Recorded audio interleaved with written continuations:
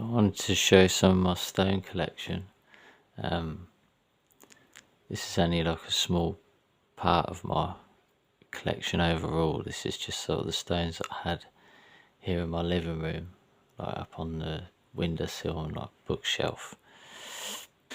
I recently started to look at them and organise them and realised that virtually all of them fit into one of 7 size categories or size orders. And then as I started to organise them into the size orders, I realised that many of them share features, or where images appear, the position that images appear on the stones in the same size order match the position of where certain faces are placed on the stones. So they're sort of fitting into a size order and then a consistent iconography as well. And I thought it'd be interesting to sort of try and talk through some of that. And like I say, I've got loads more, lots of other image stones or art stones or portable rock art, whatever you want to call it. And so I've been checking this over the past sort of couple of days with these stones, and I haven't actually expanded that to look at the rest of my collection, which some of it consists of much larger stones, and some of those I do know match in terms of size, and some of them with consistent features. I'd noticed that with some of them a long time ago, but it was when I started to put all these together I realised how much that was, to what extent that was actually happening with these stones. And I was quite shocked how much of a sort of consistent typology there is with these stones.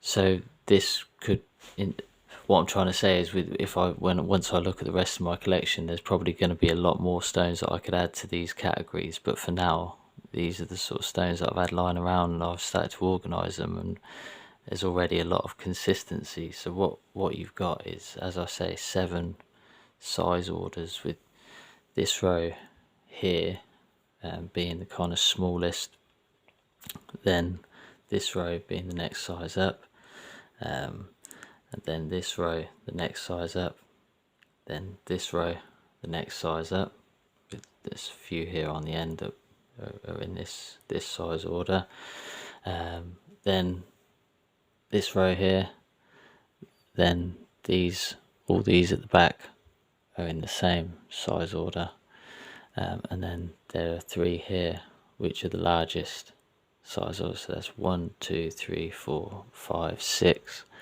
7 different size groupings, and they seem to relate to the width of fingers.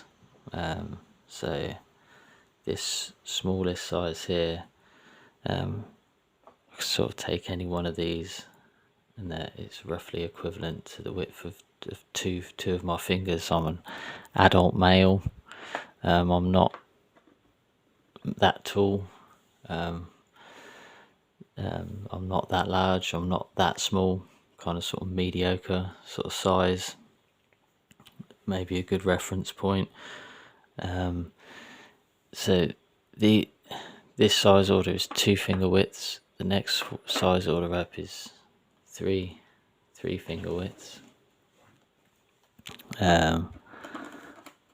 To the next again, 4 finger widths. It's going to be easier to show with 4 width of 4 fingers. To 5, going across the whole hand, 5 finger widths, and these are the whole hand plus 1, so 6 finger widths. These at the back are the whole hand plus 2, so 7 finger widths. And then these, the largest ones, are two hand widths. Right. If I show pretty much the width of 2 hands. So they fit into these sizes that seem to relate to hand measurements. So what's going on with this? These stones fitting into size order with consistencies in the placement of the faces, their position on the stone.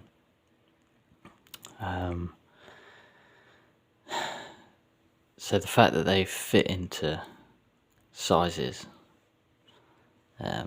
makes you think about measurement.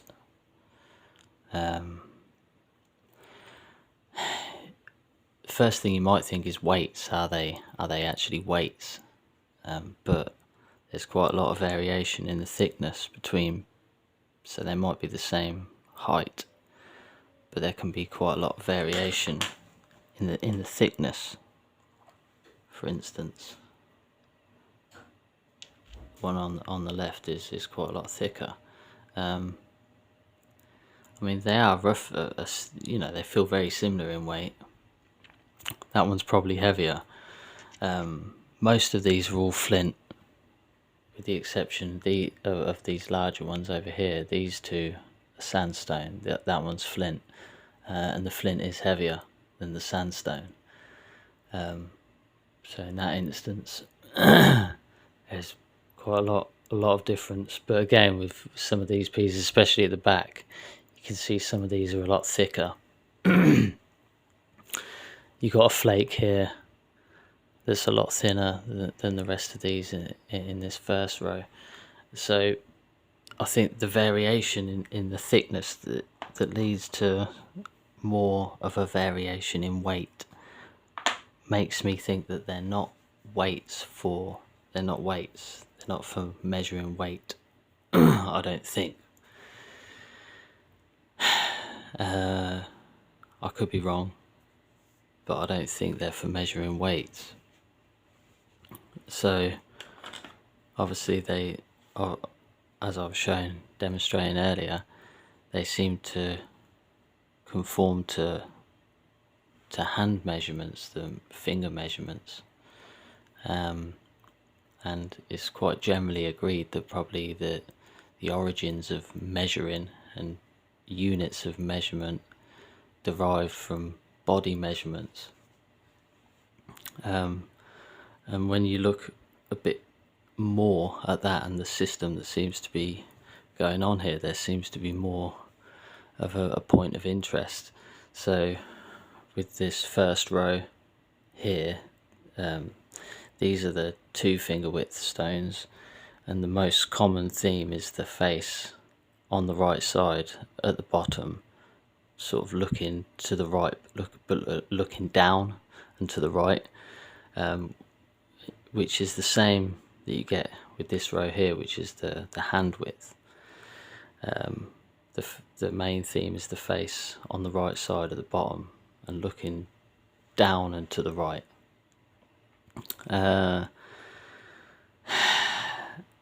And then with these 2 middle rows here, this is the 3 finger widths, this is the 4 finger widths.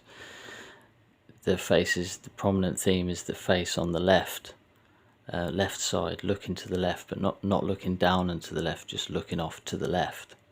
So they match in the iconography. And these are obviously, this row here on this tray being the largest, and is the width of a hand. So all of these are the sizes that actually fit in the hand. So then you've got the match in where the face sits between the smallest and the largest, being 2 finger widths and the whole hand. And those added together, these being 5 finger widths, the whole hand, 4 fingers and thumb, and then 2, total 7. And then these 2 rows, which match with the face looking to the left, this is 3 finger widths and this is 4 finger widths, so they also added together total 7 finger widths. So these larger ones here are a hand width plus 2 fingers, so also 7 finger widths. So you've got a system where, so with these, this row and this row, with the faces bottom right, looking down and right, fit into one of these, and then this row and this row, with the faces looking left, also fit into one of these.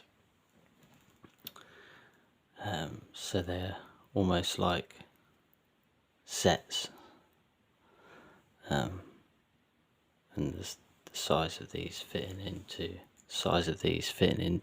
one of these. It's really hard to say what they are. They could be like game, pieces to a game, and the characters represent different. The faces represent different characters within the game, but I don't know if that's really it. One thing with the measurements I do know with hand measurements is that with the hand fully extended, the fist is equivalent to 10 degrees. So if you hold it up to the horizon, that would be 10 degrees of the skyline. So that would be one of these ones. And 3 fingers is equivalent to 5 degrees. So that would be one of these. So these added together would total 15 degrees, which is a sixth of the 90-degree right angle. But then also one finger is approximately equivalent to 1 degree.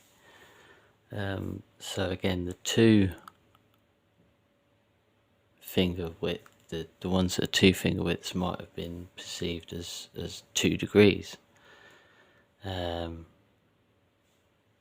then one of these is 10 degrees. If one of those is 2 degrees, that's the size of this, then they total 12 degrees. That would be 12 degrees of azimuth, or 12 degrees of the horizon. And that, to me, that's something that's familiar to me and other research that I've done, looking at stone circles. I don't know, it's possible that those types of hand measurements were put into land measurements. That these were used to measure just everyday objects, or were used for work, or like domestic purposes to create things. So, but I guess you could ask why, if that's the case, and if it was hand measurements, why didn't people just keep using their hands? But obviously at some point we kind of superimposed that onto objects that we used as measuring tools.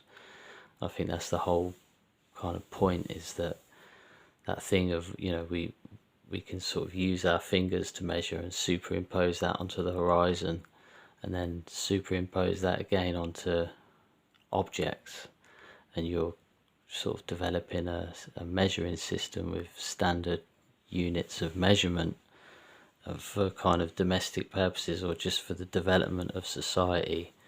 That might have been quite a crucial thing, and it may have occurred a lot earlier in ways that we might not have expected or suspect, such as using stones that fit into these specific size orders.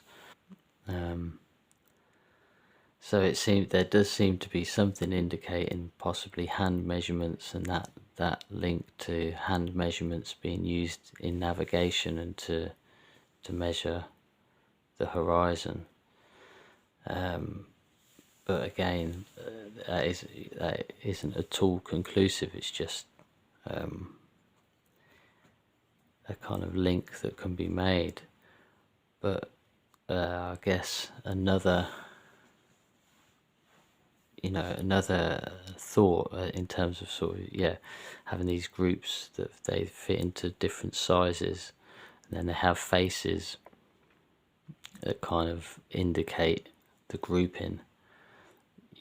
You see, thinking about parallels, other cultural kind of parallels, I guess idols, like religious idols,